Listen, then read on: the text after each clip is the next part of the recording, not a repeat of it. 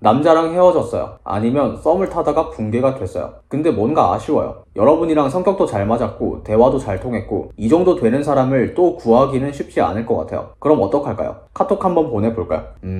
잘 보내면 좋기는 한데 경우에 따라서는 그냥 가만히 있어도 되는 경우가 있어요. 아마 가만히 있었는데 다시 연락이 온 남자를 경험한 적이 있으실걸요? 아, 없으시다고요? 오, 그러게 잘 좀 살지 그랬어. 여러분이 너무 예뻐서 남자들이 좀 부담스러워서 연락을 안 할 수도 있죠. 하하하. 아, 예쁘다. 가만히 있었는데 오히려 상대방이 나에게 다시 관심을 기울이게 되는 경우는 너무 많아요. 저는 썸북 및 이별 상황에 대해서 솔루션을 제시하는 일을 하죠. 상담도 해드리긴 한데 상담이 메인은 아니고요. 솔루션이 진짜 구체적이고 엄청납니다. 이런 일을 하기 때문에 다양한 사례를 보겠죠. 그 사례들을 본 경험을 이용해서 가만히 있는 것도 좋은 썸북 이별 상황에 대해 말씀드려볼게요. 이런 경우에 해당이 된다면 어설프게 카톡 보낼 바에는 가만히 있는 게 낫다는 걸 알게 될 겁니다.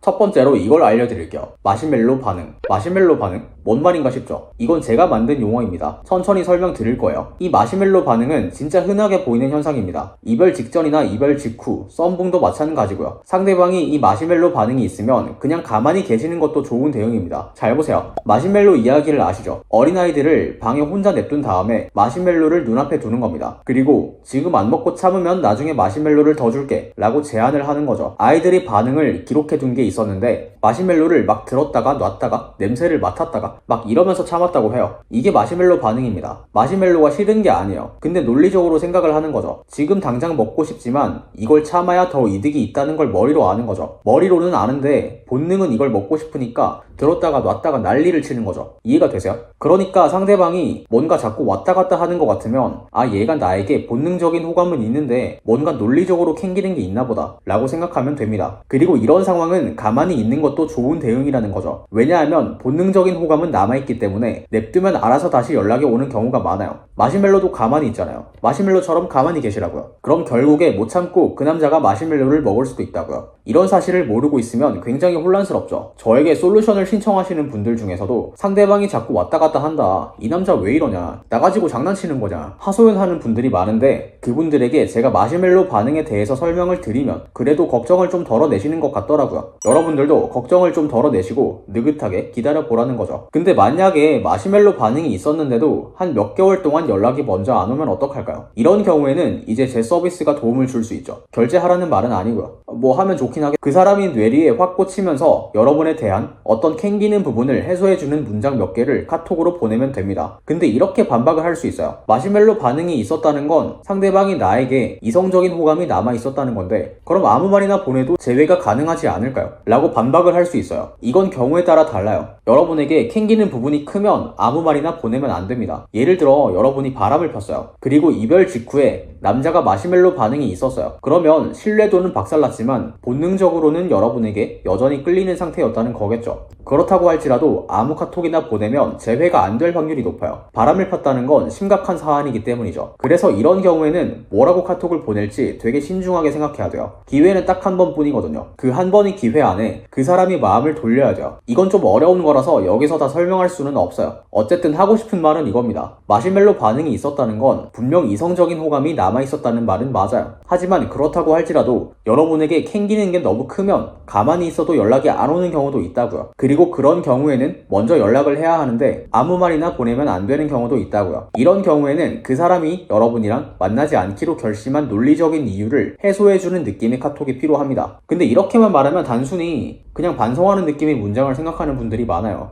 틀린 말은 아니지만 꼭 그렇지는 않습니다. 반성한다고 다 될 거였으면 재회가 얼마나 쉽겠어요. 그걸로 해결이 안 되는 경우를 제가 서비스로 해결해 드리는 거 아니겠어요? 그러니까 일단은 그 남자가 마시멜로 반응이 있었는지를 생각해 보세요. 이 마시멜로 반응이라는 걸 알고 있는 것만으로도 상황을 이성적으로 바라볼 수 있게 됩니다. 굳이 이별, 썸붕 상황이 아니더라도 사귀고 있는 도중이나 썸을 타고 있는 도중에도 적용이 가능해요. 한번 생각해 보세요.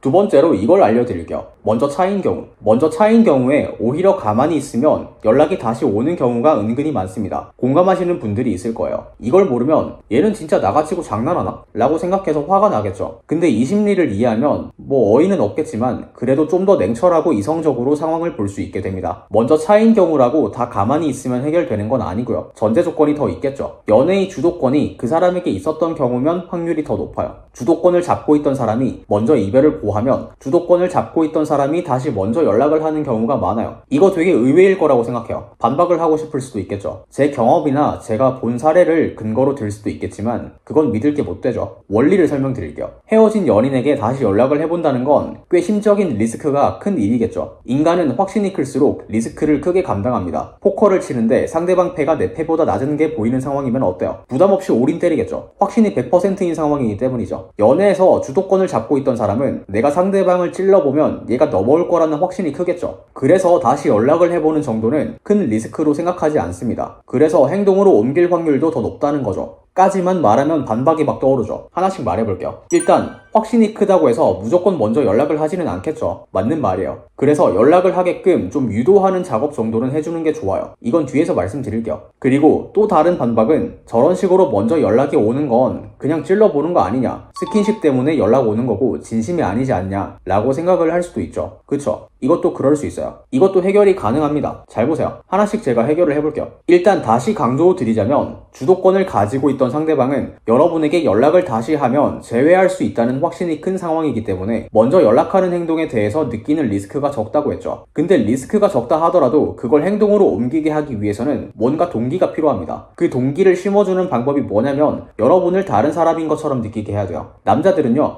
내가 주도권을 쥐고 있었고 내가 찬 여자가 예전이랑 똑같은 것 같으면 별 매력을 못 느껴요. 그래서 왜 에일리 노래 중에 그런 노래가 있잖아요. 보여줄게 완전히 달라진 나. 완전히 달라진 나를 간접적으로 자꾸 보여주면 돼요. 스타일링을 바꾸시던, 패션을 바꾸시던, 자기 개발을 시작하시던, 새로운 남자가 등장하던 뭐가 됐건 간에 이전과 다른 뭔가를 등장시키면 돼요. 카톡, 인스타 이런 걸로 말이죠. 그러면 남자가 어떻게 생각을 하게 되냐면 연락을 해보면 다시 잘 될 것 같으면서도 이전보다 더 매력적인 여자로 보이는 그런 호기심 섞인 상태가 됩니다. 그럼 고민하다가 연락을 해볼 확률이 높아요. 그리고 다음 문제를 해결해 볼게요. 남자가 이런 식으로 다시 연락이 오면 이게 진심인 게 아니라 스킨십 목적으로 찔러보는 거일 수도 있지 않냐. 이걸 해결해 볼게요. 이것도 풀이 방법은 똑같아요. 보여줄게 완전히 달라진 나. 이걸 잘 하시면 돼요. 이전과는 다르게 나는 만만한 여자가 아니다 라는 걸 간접적으로 잘 드러내면 된다고요. 연락을 주고 받을 때도 그런 태도가 드러나면 좋겠죠. 그럼 스킨십 목적만 가지고는 이 여자를 내가 휘두를 수 없겠다 라는 걸 알게 돼요. 그럼 해결됩니다. 그래서 먼저 관계를 끝내자고 말한 쪽이 상대방인지 생각해보세요. 그러면 일단 절대로 매달리면 안 돼요. 차였는데 매달리면 진짜 최악인 대응입니다. 혹시 이미 매달리셨다면 그 경우는 재회가 쉽지 않은 경우니까 제가 해결해 드릴 수 있습니다. 고정 댓글에 링크를 참고해주세요. 그래서 어지간하면 매달리지 마시고 제가 말씀드린 대로 보여줄게 완전히 달라진 나. 이걸 어떻게 할지 생각해보세요. 꼭 재회 목적이 아니더라도 그냥 삶 자체를 개선시키는 거니까 나쁠 게 없겠죠.